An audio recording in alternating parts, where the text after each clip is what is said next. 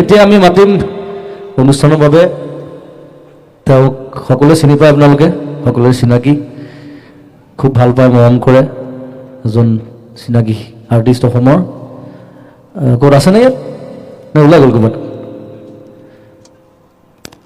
হা, এই জুবিন গাৰ্গক মাতিব বিচাৰিছোঁ।